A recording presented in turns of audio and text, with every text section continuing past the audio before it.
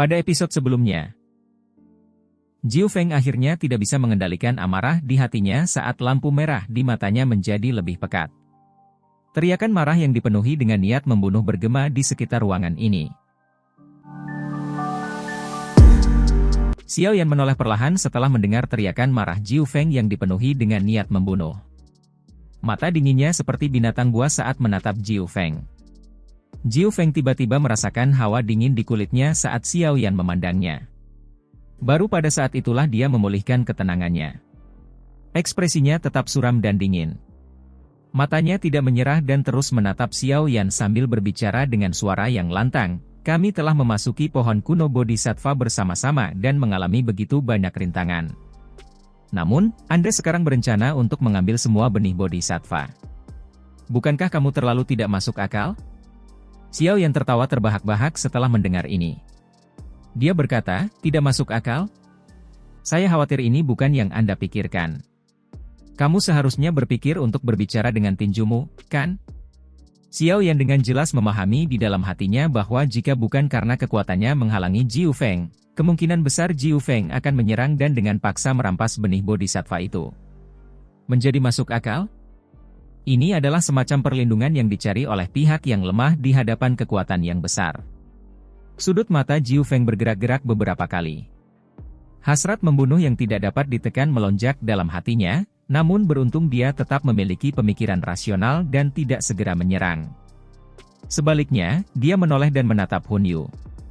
Suaranya suram saat dia berkata, "Saudara Hun Yu, jangan bilang padaku bahwa kamu senang karena dia mengambil semua benih Bodhisattva, membuat usaha kita selama periode waktu ini menjadi sia-sia, bukan?" Ekspresi Hun Yu tenang. Dia tidak menjawab. Sebaliknya, kedua matanya berkedip-kedip dengan ekspresi menyeramkan dan menunjukkan ketidakpuasan di hatinya. Terlepas dari betapa perhitungannya dia masih kesulitan menahan amarah dan keinginannya untuk membunuh saat ini. Xiao Yan, bagikan 8 benih Bodhisattva ke klan Hunku dan pihak Iblis Phoenix untuk mengakhiri masalah ini. Hun Yu terdiam sesaat sebelum suaranya yang sedingin es akhirnya keluar. Xiao Yan tersenyum. Dia membuka tangannya dan 11 benih Bodhisattva duduk di telapak tangannya. Jika dia memberikan 8 benih Bodhisattva kepada mereka, dia hanya akan memiliki 3 benih Bodhisattva yang tersisa. Ini bukanlah sesuatu yang akan dilakukan Xiao Yan. Terlebih lagi, benih Bodhisattva ini memiliki efek misterius dalam meningkatkan peluang seseorang untuk berhasil maju ke kelas Dou Sheng, dan sebuah benih dapat digunakan untuk memurnikan pil Bodhisattva. Pil obat tingkat 8 ini, yang dapat memanggil pil petir 9 warna, dapat menyebabkan 9 ahli puncak perubahan Dou Zun menjadi gila. Jika dia memberikan benih Bodhisattva ini kepada mereka, kedua faksi ini mungkin akan memiliki lebih banyak orang yang berhasil menembus kelas Dou Sheng. Bukankah Xiao Yan akan menciptakan musuh yang kuat tanpa alasan? Dengan karakter Xiao Yan, dia tentu saja tidak akan melakukan hal bodoh seperti itu. Oleh karena itu, dia dengan lembut menggelengkan kepalanya dan perlahan menjawab, "Saya menolak." Suasana tempat ini menjadi mencekam setelah dua kata Xiao Yan perlahan terdengar. Sebuah tekanan menekan hati setiap orang. Mereka tahu bahwa masalah hari ini tidak akan berakhir damai. Ekspresi Hun Yu menjadi berubah-ubah setelah Xiao Yan mengucapkan dua kata itu. Hun Yu memelototi Xiao Yan. Sesaat kemudian, dia perlahan mengangguk dan berkata, "Kalau begitu, aku hanya bisa membunuhmu dulu." Bang! Setelah kata terakhir Hun Yu dibunyikan, banyak ahli dari klan Hun dan suku Iblis Phoenix secara bersamaan melepaskan douki mereka tanpa hambatan apapun. Tubuh mereka berkelebat saat mereka mengepung kelompok Xiao Yan. Ekspresi kelompok Sun Er berangsur-angsur berubah dingin ketika klan Hun dan suku Iblis Phoenix menyerang pada saat yang bersamaan. Mereka melangkah maju dan douki di dalam tubuh mereka mulai beredar. "Hun Yu, apakah kamu benar-benar berencana memulai perang besar antara klan Gu dan klan Hun?" Gu Qing yang dengan dingin berteriak. "Hei, perang besar? Klan Hun saya tidak pernah takut dengan klan Gu Anda. Kami telah meninggalkan Anda dalam damai begitu lama untuk memberi Anda lebih banyak waktu. Apa menurutmu klan Hunku tidak berani menyentuhmu?" Senyuman teduh muncul di wajah Hun Yu saat dia mendengar tangisan Gu Qingyang. Matanya yang tajam beralih kembali ke Xiao Yan saat dia berkata, "Namamu baru-baru ini beredar di sekitar klan Hunku. Bahkan Tianzun keempat pun gagal."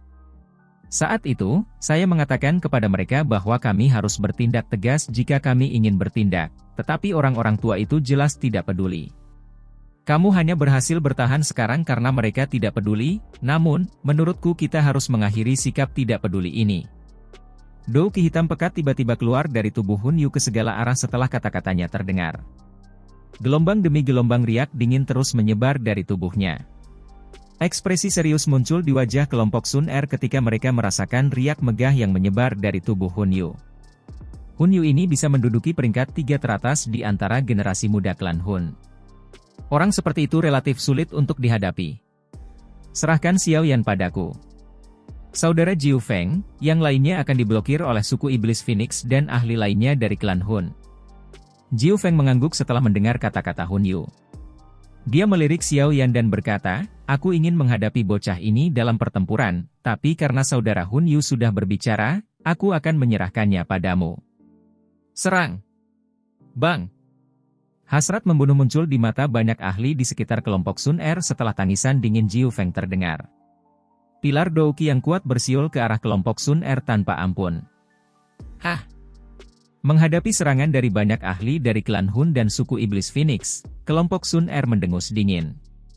Lengan baju mereka diayunkan dan pilar-pilar Douki itu dimusnahkan ketika mereka masih berjarak 10 kaki dari tubuh mereka. Meskipun kelompok mereka lebih kecil dari klan Hun dan suku Heaven Demon Phoenix, kualitas mereka sedikit lebih baik. Xiao Yan gege, kenapa kamu tidak menyerahkan Hun Yu untuk aku tangani? Sun Er menoleh ke arah Xiao Yan saat dia menghancurkan pilar Douki yang bergegas mendekat. Tidak perlu untuk itu. Xiao Yan tersenyum tipis. Sebelum dia memasuki pohon kuno Bodhisattva, dia hanya akan bisa memperoleh kemenangan melawan Hun Yu, yang merupakan puncak 6 perubahan Douzun, jika dia menggunakan teratai api. Sekarang, level dan kekuatan bertarung Xiao Yan benar-benar melampaui Hun Yu. Apa yang dimiliki Hun Yu sehingga dia bisa bertarung dengan Xiao Yan? Kalian semua hanya perlu berurusan dengan Jiu Feng dan yang lainnya. Para ahli netral yang tersisa kemungkinan besar tidak akan terlibat dalam masalah ini setelah menerima benih Bodhisattva. Oleh karena itu, kita harus bisa menangani orang-orang ini meskipun jumlahnya banyak. Xiao Yan melirik beberapa ahli netral yang mundur ke kejauhan. Orang-orang ini cukup kuat. Jika mereka membantu kelompok Hun Yu, tekanan yang akan mereka hadapi akan meningkat. Jika Xiao Yan tidak khawatir jika mereka bergabung dengan musuhnya, dia akan dengan senang hati mempertahankan beberapa benih Bodhisattva lagi. Kamu harus berhati-hati, Sun Er tidak memaksa setelah mendengar kata-katanya. Dia hanya mengangguk. Xiao Yan tersenyum. Dia melangkah maju dan perlahan keluar dari lingkaran yang telah dibentuk oleh suku Iblis Phoenix dan klan Hun. Orang-orang itu memberi jalan ketika dia keluar. Hanya setelah Xiao Yan keluar dari lingkaran barulah mereka mengubah bentuk di sekitar kelompok Sun Er.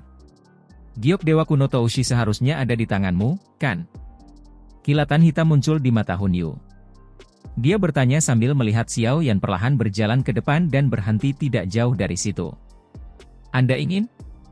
Ayo ambil. Xiao Yan tertawa. Hun Yu menyipitkan matanya. Ekspresi gelap dan dingin tiba-tiba muncul di wajahnya yang pucat seperti batu giok. Wajah Xiao Yan yang tersenyum menyebabkan keinginan untuk membunuh melonjak dalam hatinya. Bocah lidah silet. Hun Yu tertawa dingin. Xiao Yan tersenyum sambil menatap Hun Yu di depannya. Dia berkata, berhenti memainkan permainan ini, permainan itu tidak ada gunanya di hadapanku. Xiao Yan tiba-tiba mengayunkan tinjunya ke arah ruang kosong di sebelah kirinya setelah kata-katanya terdengar. Angin panas terbentuk di tinjunya saat fluktuasi kuat segera terbentuk di ruang itu. Setelah itu, sesosok tubuh terhuyung keluar dari udara dan terbang kembali dengan menyedihkan. Yang mengejutkan, orang itu adalah Hun Yu. Wajah Hun Yu berubah muram setelah dipaksa mundur oleh pukulan Xiao Yan. Dia melirik gambar setelahnya yang perlahan memucat.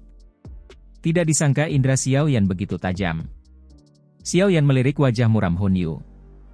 Dia melirik pertempuran kacau di jarak yang cukup dekat sebelum menggelengkan kepalanya.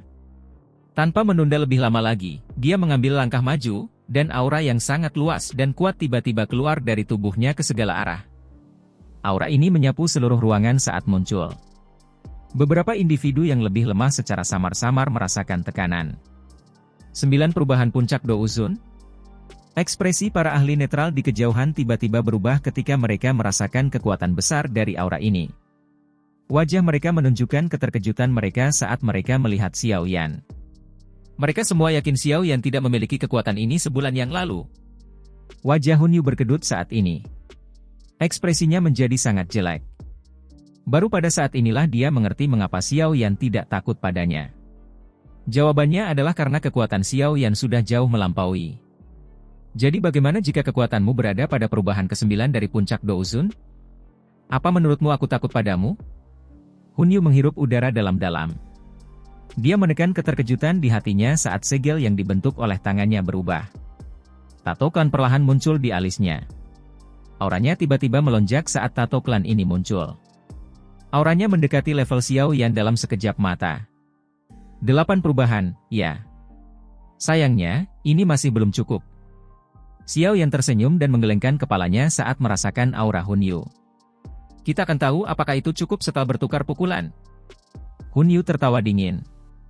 Segel tangannya berubah, dan dia membentuk banyak segel yang rumit. Douqi yang dingin di dalam tubuhnya membentuk telapak tangan hitam yang menakutkan di depannya dengan kecepatan seperti kilat. Tangisan tajam yang menyedihkan terus keluar dari telapak tangan. Ada wajah tampak buas yang terlihat samar-samar di sana. Telapak tangan penghancur jiwa. Hun Yu berteriak marah setelah tangisan menyedihkan dari telapak tangan menjadi semakin kuat. Telapak tangan hitam pekat itu dengan cepat berlari menuju Xiao Yan dengan kecepatan seperti kilat. Telapak tangan hitam pekat itu tidak terlalu besar, tapi berisi douqi yang sangat gelap, dingin, dan kuat. Hun Yu mengerti bahwa dia akan kalah jika dia tidak menggunakan seluruh kekuatannya melawan Xiao Yan yang jauh lebih kuat. Saya sudah bilang, itu tidak cukup. Xiao Yan terus menggelengkan kepalanya perlahan bahkan saat telapak tangan kuat Hun Yu terus bergerak ke arahnya. Setelah itu, dia mengambil 2 langkah ke depan dan muncul di depan telapak tangan Hun Yu.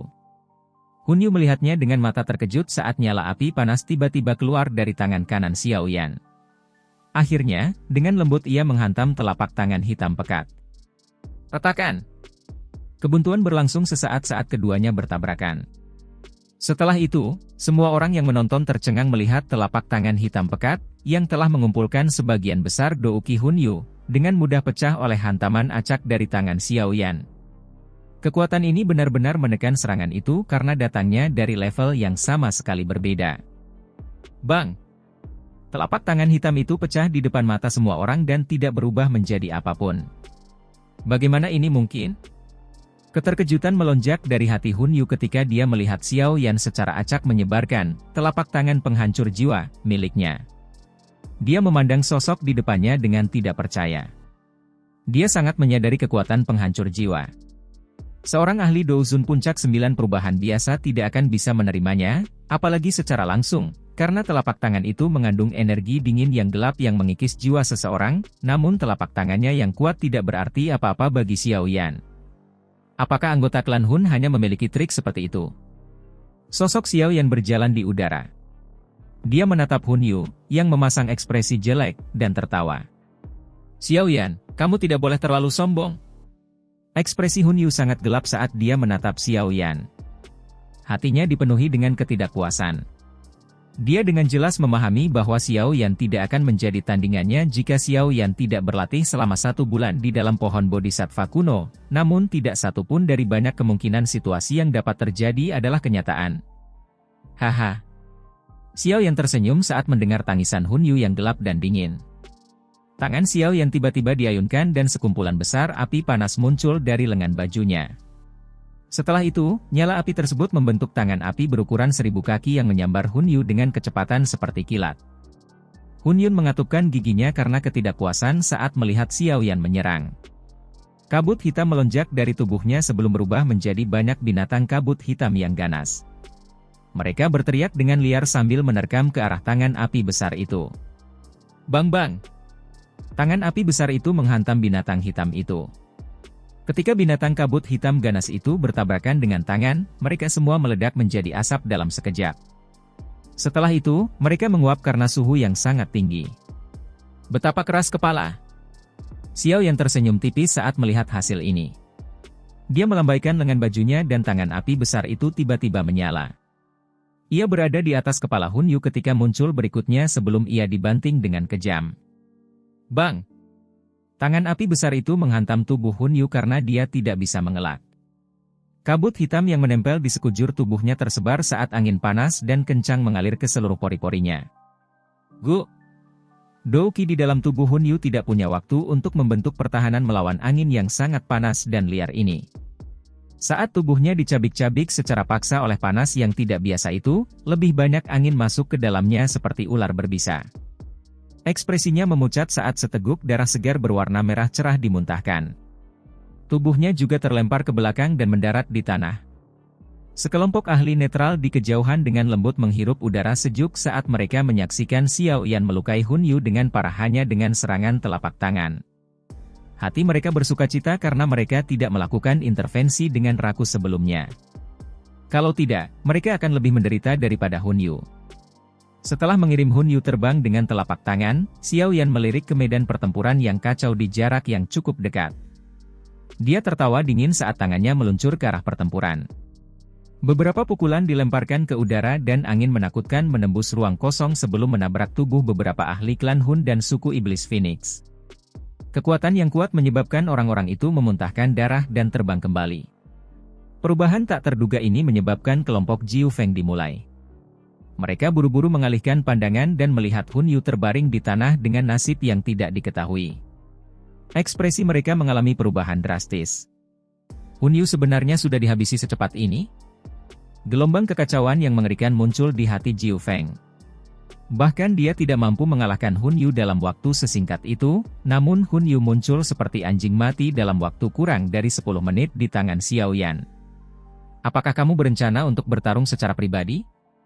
Mata Xiao Yan menatap ke arah Jiu Feng. Suaranya yang samar menyebabkan tangan Jiu Feng gemetar. Wajah Jiu Feng berubah-ubah, tapi dia akhirnya tidak mengatakan apa-apa. Hun Yun dikalahkan dengan sangat menyedihkan, bahkan tidak perlu dikatakan lagi tentang dia. Situasi saat ini tidak ada harapan. Bocah ini sudah menjadi sangat kuat. Hanya para tetua agung dalam suku yang bisa menghabisinya, mata Jiu Feng berkedip. Akhirnya, dia menelan amarah dan niat membunuh di dalam hatinya. Mengungkapkan niat membunuh pada saat ini hanya akan mengakibatkan nasib serupa dengan Hun Yu. Xiao Yan melirik Hun Yu di kejauhan, yang sedang berjuang untuk berdiri. Setelah menekan semua orang dengan kata-katanya, keinginan membunuh muncul di dalam hatinya. Dia dan klan Hun adalah musuh yang tidak akan berhenti sampai pihak lain mati. Hun Yu ini adalah salah satu individu paling menonjol di antara generasi muda klan Hun. Jika dia bisa membunuhnya, bahkan klan Hun pun akan merasakan sakit. Karena kasusnya seperti ini, dia tidak bisa membiarkan orang-orang dari klan Hun pergi bagaimanapun caranya. Sementara Xiao Yan telah memutuskan untuk mempertahankan kelompok Hun Yu di tempat ini selamanya, pohon kuno Bodhisattva, yang telah berdiri dengan tenang di tengah-tengah ruang ini, tiba-tiba mengeluarkan suara gemerisik sebelum gelombang demi gelombang riak mulai muncul. Apakah dunia ini akan runtuh? Xiao Yan kaget setelah melihat riak-riak ini terbentuk. Dia segera merajut alisnya. Pohon purba Bodhisattva tidak akan terus ada di dunia selamanya. Setelah ia memuntahkan benih Bodhisattva, ia akan tenggelam lagi ke dalam tanah dan beristirahat. Ia hanya akan keluar dari daratan setelah mengumpulkan energinya, tapi tidak ada yang tahu kapan itu akan terjadi. Perubahan yang tidak biasa ini menyebabkan semua orang panik. Medan pertempuran juga dengan cepat tersebar saat anggota klan Hun dengan cepat mengangkat Hun Yu. Setelah itu, mereka berkumpul bersama dengan suku Iblis Phoenix. Mata mereka waspada saat mereka melirik antara Xiao Yan dan ruang sekitarnya. Saudara Hun Yu, kamu baik-baik saja? Jiu Feng melirik Hun Yu yang tampak pucat dan bertanya dengan lembut. Hun Yu menghapus bekas darah dari sudut mulutnya. Dia perlahan menggelengkan kepalanya saat matanya menatap tajam ke arah Xiao Yan. Sesaat kemudian, bibirnya bergetar. Tubuh Jiu Feng menegang sebelum dia mengatupkan giginya dan menganggukkan kepalanya. Fluktuasi spasial menjadi lebih intens ketika semua orang mundur. Tiba-tiba, garis retakan muncul dan pilar cahaya menyilaukan keluar darinya. Setelah retakan pertama muncul, semakin banyak irisan spasial yang muncul ke permukaan. Dalam beberapa menit, ruang yang sangat padat telah menghasilkan ribuan lubang. Akhirnya, itu meledak di depan mata semua orang yang panik. Bagian terdalam dari wilayah gurun kuno. Pohon kuno Bodhisattva yang sangat besar berdiri sendiri di dalam padang rumput ini. Udara megah dan menyegarkan terus menyebar ke segala arah, menampakkan pemandangan spektakuler. Beberapa sosok duduk tidak jauh dari pohon purba Bodhisattva. Mereka adalah Nalan Yanran dan sisanya yang tertinggal. Ada juga beberapa ahli lain yang berhasil melewati gelombang binatang buas. Semua orang yang hadir telah sembuh total dari luka-luka mereka, tetapi mereka tidak mau pergi begitu saja. Makanya, mereka terus berjaga.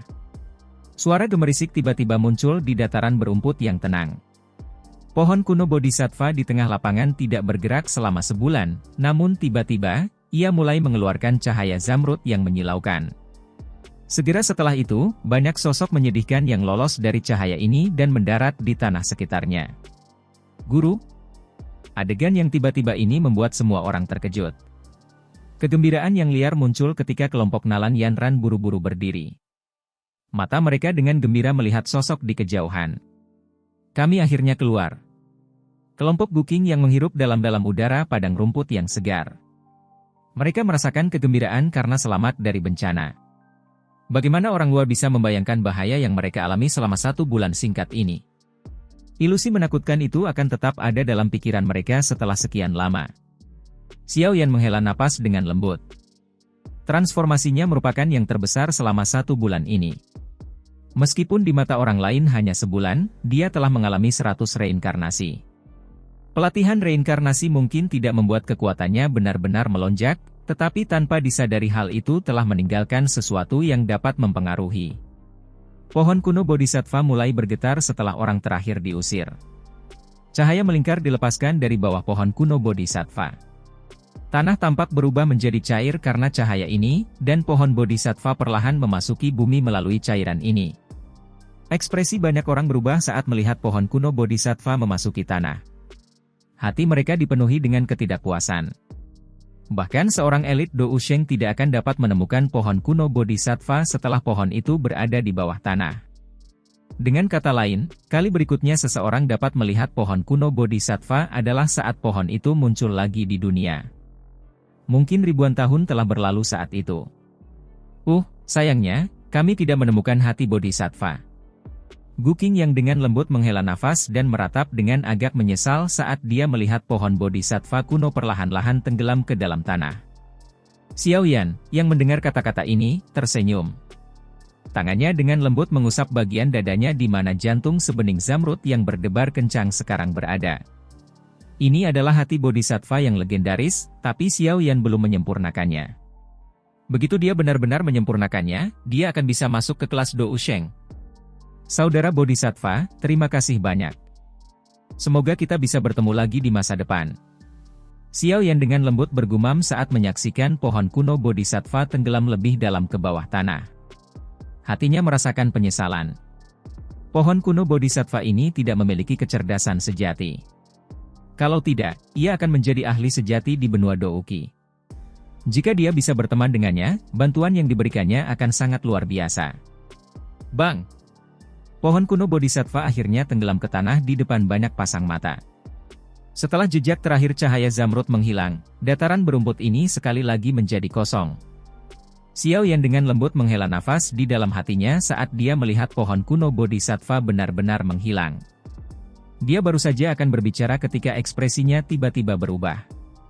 Ruang di sekelilingnya tiba-tiba menjadi sangat terdistorsi. Rasanya seperti penjara telah menyegel mereka. Distorsi ruang yang intens menutup seluruh area ini. Fluktuasi spasial apapun tidak dapat merembes keluar darinya. Ekspresi Xiao Yan gelap dan dingin saat dia menoleh.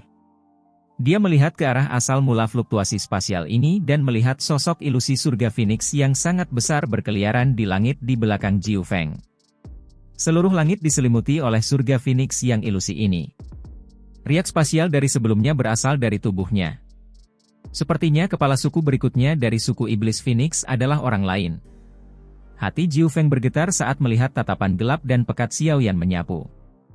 Jiu Feng segera berteriak dengan suara yang dalam, "Hun Yu, kenapa kamu tidak bergerak?" Senyuman dingin muncul di wajah Hun Yu saat dia mendengar tangisan Jiu Feng. Dia mengepalkan tangannya dan sebuah gulungan muncul di telapak tangannya. Selanjutnya, dia menghancurkannya.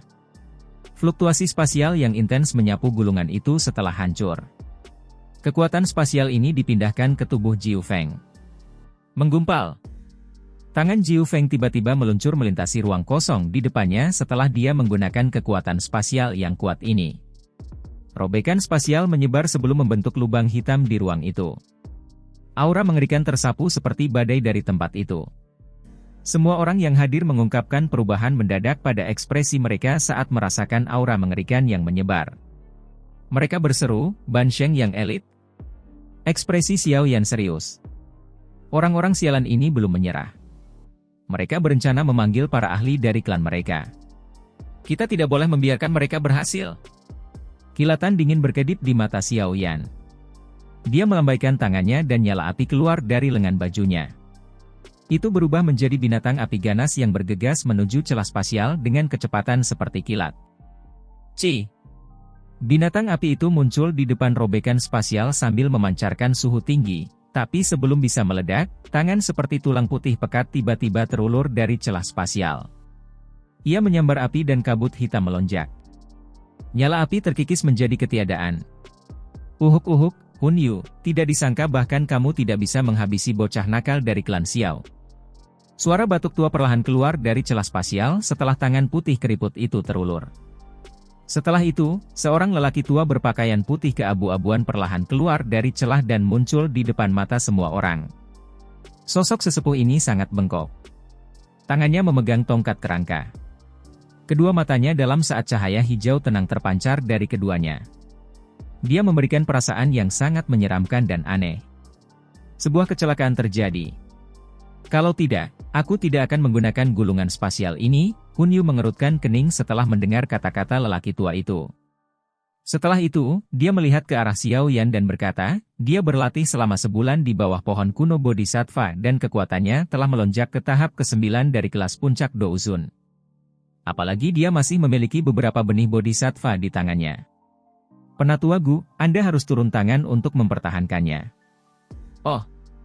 Orang tua bernama Penatua Guyu itu sedikit terkejut saat mendengar ini. Matanya, yang berisi cahaya hijau, tertuju pada Xiao Yan. Senyuman aneh muncul di wajahnya yang keriput. Tidak disangka bocah ini mendapat keberuntungan seperti itu. Xiao Yan mengerutkan kening ketika berhadapan dengan mata Guyu yang mengamati. Dia perlahan menghela napas. Sepertinya dia akhirnya akan melawan Ban Sheng asli hari ini. Bajingan ini telah memanggil ahli dari klan mereka. Gua teriak marah saat melihat siapa yang datang. Ekspresi Gu Qing yang juga relatif suram. Dia mengepalkan tangannya dan sebuah gulungan muncul di dalamnya. Akhirnya, dia menghancurkannya, tetapi dia terkejut saat mengetahui bahwa tidak ada fluktuasi spasial yang muncul meskipun gulungan spasialnya telah hancur. Tidak ada gunanya.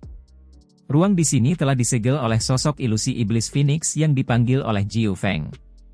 Tanpa izinnya, fluktuasi spasial tidak dapat disalurkan. Sun Er perlahan menggelengkan kepalanya dan berkata dengan lembut. Ada juga beberapa anggota generasi muda dari klan Gu. Mata Guyu beralih dari Xiao Yan. Dia melihat kelompok Sun Er dan tertawa. Elder Guyu, jangan buang waktu bersama mereka. Situasi mungkin berubah jika ditunda. Pertama-tama kita harus menangkap Xiao Yan. Hun Yu berbicara dengan suara yang dalam. Tidak mudah bagi tulang-tulang tuaku ini untuk muncul di sini.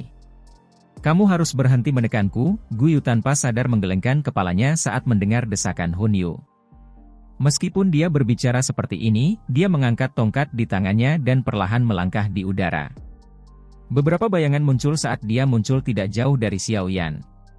Wajah seperti kerangka itu memperlihatkan senyuman yang sangat ganas saat dia berkata, tidak disangka klan Xiao bisa menghasilkan seseorang sepertimu setelah kehabisan garis keturunannya. Sungguh tak terduga. Cukup banyak ahli dari klan Hun kami yang tewas di tangan Anda. Namamu cukup terkenal di sekitar klan Hun kami. Xiao Yan tanpa ekspresi. Dia bisa merasakan tekanan luar biasa yang berasal dari Guyu. Xiao Yan mungkin berada di perubahan ke-9 di puncak kelas Douzun, tapi dia bukanlah Ban Sheng sejati.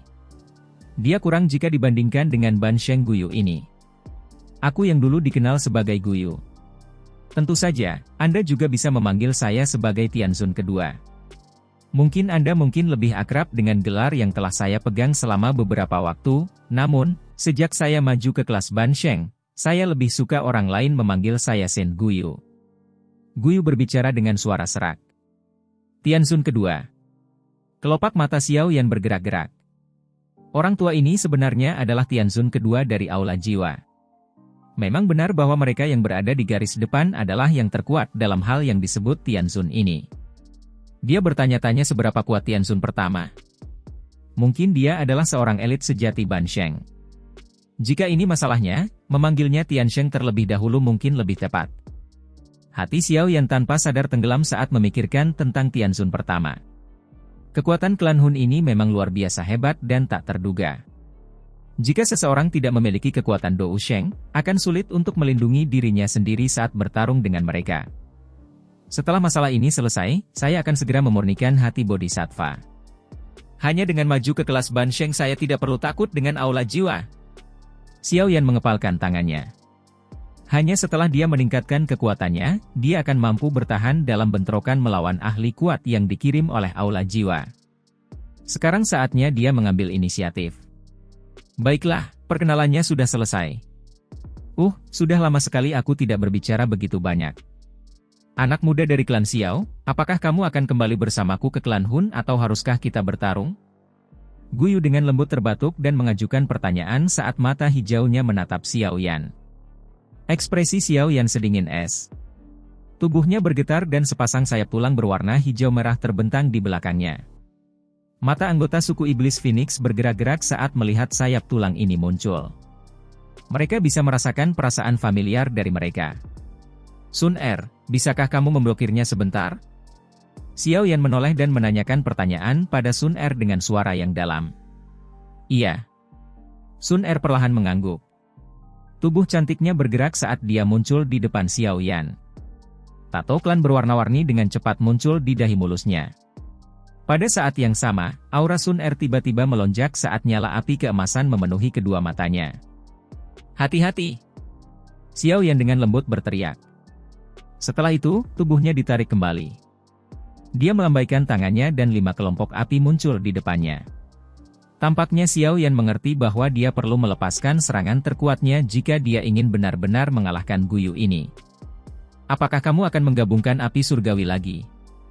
Wajah keriput Guyu berkedut tanpa disadari ketika dia melihat Xiao Yan mundur.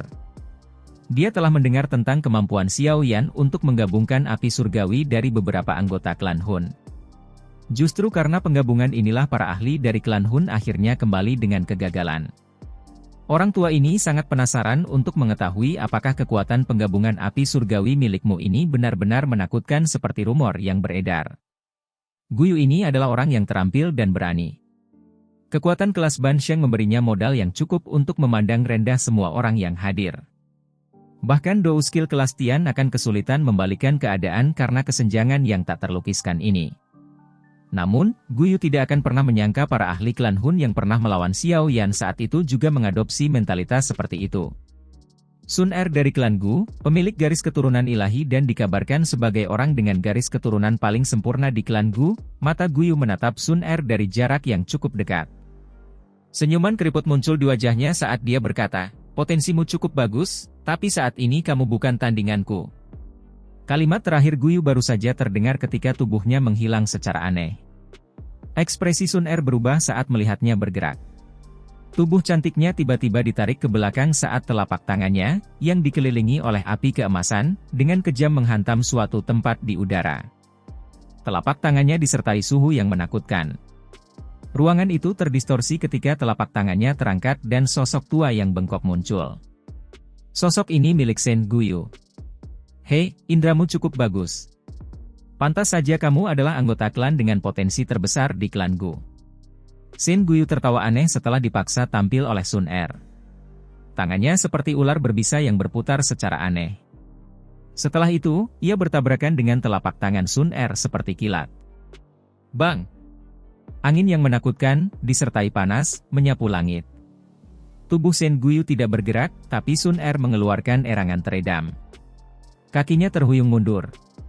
Sun Er dengan cepat menstabilkan tubuhnya setelah mengambil langkah terakhir. Tangannya disatukan.